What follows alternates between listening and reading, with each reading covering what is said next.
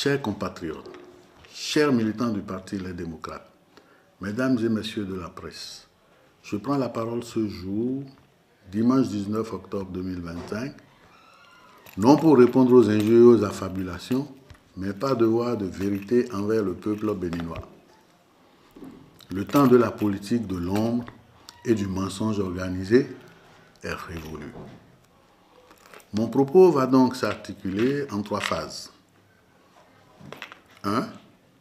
La preuve de la mauvaise foi des responsables du parti LD.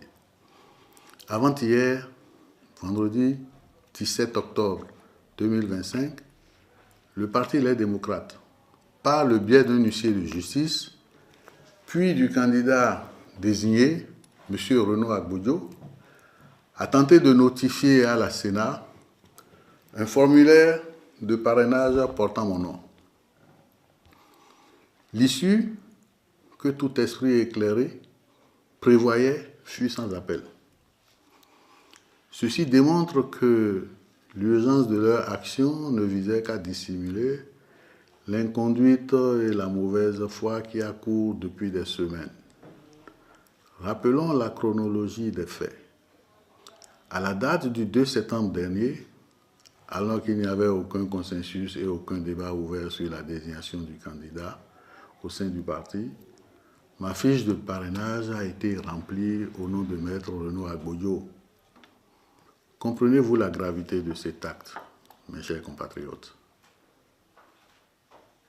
Sans mon avis, sans mon consentement, on a rempli la fiche.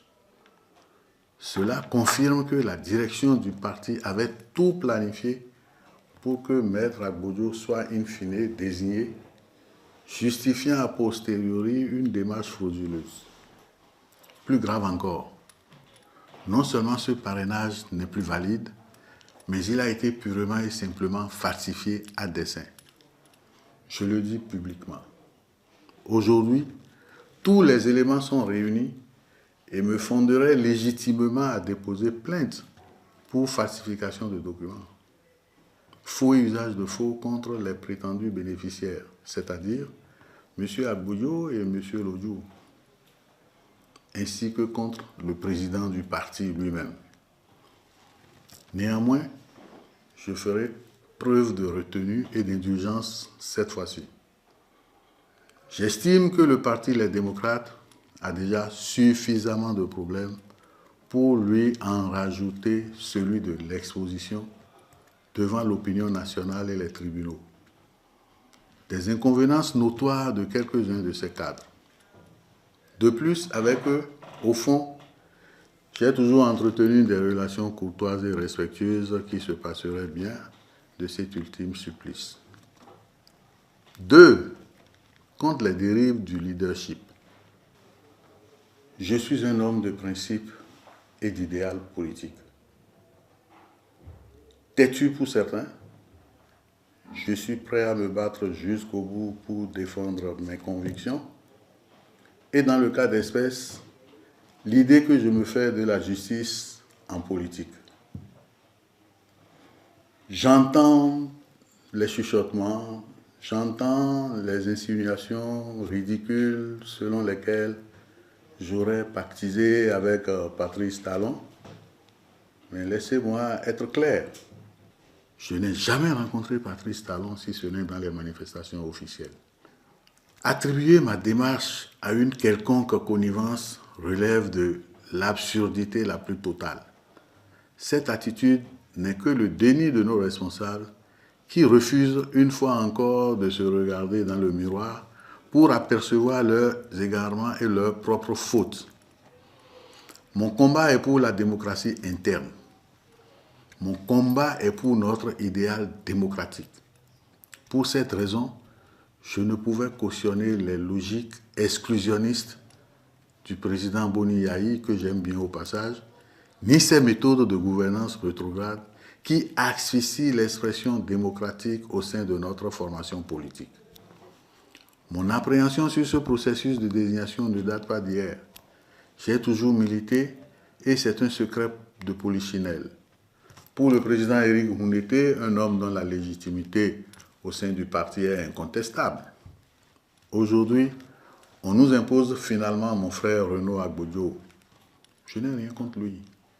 Avec pour seul critère qu'il est de Savère et neveu de Boni Yahi. Aucun critère objectif de mérite ou de consultation réelle ne justifie ce choix si ce n'est le simulacre de commission aux ordres, je dis bien aux ordres, qui a été mis sur pied et téléguidé par le président Boni Yahi lui-même. Je ne fais que dire à haute voix ce que la majorité des députés, les démocrates, pensent dans le secret de leur réflexion sur la gestion du parti.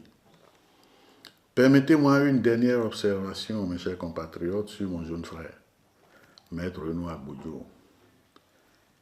C'est amusé et consterné que j'ai pris acte de sa sortie hier, en date du samedi 18 octobre, durant laquelle il s'est permis d'insinuer que j'aurais disparu et qu'à ce jour, personne n'a vu Sodino Michel.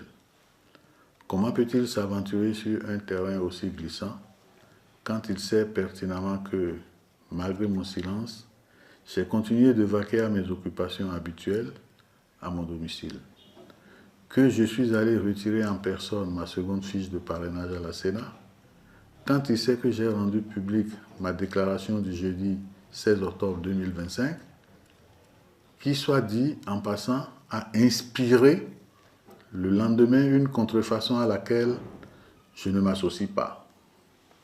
Comment peut-il à ce point se méprendre sur la vérité des faits? Lui qui sait que plusieurs cadres du parti, y compris notre aîné Saka Fikara, se sont rendus à mon domicile pour me rencontrer. Sans compter que d'autres, y compris lui-même, sont constamment restés en contact avec moi par téléphone ces derniers jours. Il suffit de consulter l'historique de nos conversations sur les applications de messagerie instantanée pour en avoir le cœur net. Mes chers compatriotes, voilà l'illustration parfaite des inconséquences de mon jeune frère. Celui d'entre nous qui était pressenti pour porter les couleurs du parti.